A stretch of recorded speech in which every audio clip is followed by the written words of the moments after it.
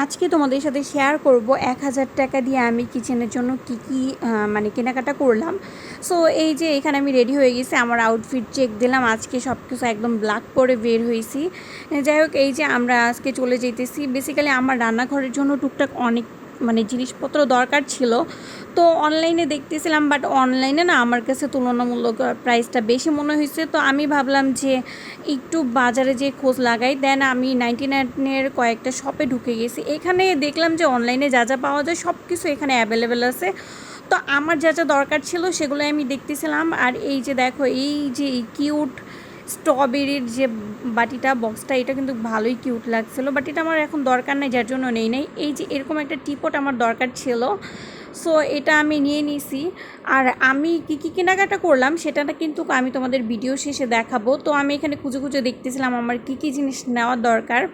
তো এখানে যাওয়ার পর আমার কাছে মনে হইতেছিলো যে এখানে সব জিনিসই আমার দরকার, এখান থেকে টুকটুক করে সব জিনিসই একটা একটা করে নিয়ে যাই, কিন্তু না, এত কিছু তো আর নেওয়া যাবে। দেন আমার কেনাকাটা শেষ হয়ে গেছে। আমার কেনাকাটা শেষ হওয়ার পর আমি রাহিলের জন্য একটা এডুকেশন টেবিল নিয়ে নিয়েছি, যেটা বেডে বসে পড়ে। তো এখানে আমি দেখাইতেছিলাম আমি কী কেনাকাটা করছি ১,০০০ টাকার ভিতরে। এই যে এই টিপটটা, এইটাতে আমি চা বানাবো। বাসায় যেহেতু আমি একাই চা খাই, রাহিলের বাবা হয়তো একটা চা পছন্দ করে না, তো আমার একার জন্য এই ছোটো সাইজের টিপটটা ঠিক আছে। এটার প্রাইস মাত্র ১০০ টাকা নিছিল। দেন এই যে বেকিং করার জন্য, পুডিং টুডিং বানানোর জন্য আমি এই বেকিংয়ের এই বাটিটা নিছি, এটার প্রাইসও ১০০ টাকা ছিল। তারপর এই যে এই ভেজিটেবল পিলারটা নিয়েছি, এটার প্রাইসও ১০০ টাকা ছিল। আমার আগে যেটা ছিল ওইটা না ভেঙে গেছে। দেন এই যে এটা নিয়ে আসছি, এটার প্রাইসও ১০০ টাকা ছিল। দেন এই যে এই চামচগুলো, এখানে ৬ পিস চামচ ছিল, এটার দামও ১০০ টাকা ছিল। মানে চামচগুলো খুব কিউট ছিল, তার জন্য নিয়ে নিয়েছি। ভাবছিলাম যে অন্য কালার নিব, গোল্ডেন কালারটা খুঁজতেছিলাম, বাট ছিল না, ওইটা কি শেষ হয়ে গেছে। আমি ভাবছি নেক্সট টাইম গেলে আমি গোল্ডেন কালারটাও নিয়ে আসবো। সো এই যে দেখো কত কিউট লাগতেছে চামচগুলা। তারপর এই যে এই ওয়ালের যে স্টিকারগুলো লাগে, হুকগুলো, সো এইটাও নিয়ে নিয়েছিলাম। এটা ৪ পিস ছিল, ৪ পিস আমার কাছে ১০০ টাকা রাখছে। এটা কিন্তু রান্নাঘরে অনেক বেশি দরকার হয়।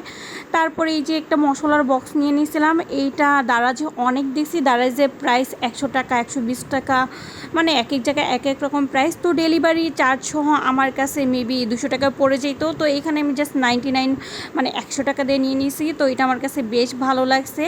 এখানে আমি মশলাগুলো রাখতে পারবো, হলুদ মরিচ গুঁড়া, জিরা গুঁড়া, সব কিছু একত্রে রাখতে পারবো। আমি মূলত এরকম বক্সগুলোই বেশি পছন্দ করি। এই যে এখানে আবার 4টা চামচও দিয়ে দিছে, তো কোয়ালিটি অনুযায়ী প্রাইসটা আমার কাছে খুব রিজনেবলই মনে হয়েছে।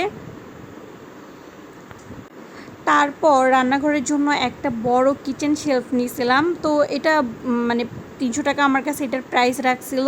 সো এটা আমি রান্নাঘরে যখন সেট করব তখন তোমাদের সাথে শেয়ার করব। আর এরকম একটা শেলফ রান্নাঘরে মানে দরকার হয়, কারণ রান্নাঘরে কিন্তু টুকটাক অনেকগুলো জার আমাদের রাখতে হয়, যার জন্য আমি এটা নিয়ে নিছি। এটা আমি কিছুদিন পর ডেকোর করব। দেন এই যে রাহিলের জন্য একটা এডুকেশন টেবিল নিয়ে নিয়েছিলাম, বেডে বসে যেন ও লেখালেখি করতে পারে। তো ভিডিওটি কেমন লাগলো সেটা কিন্তু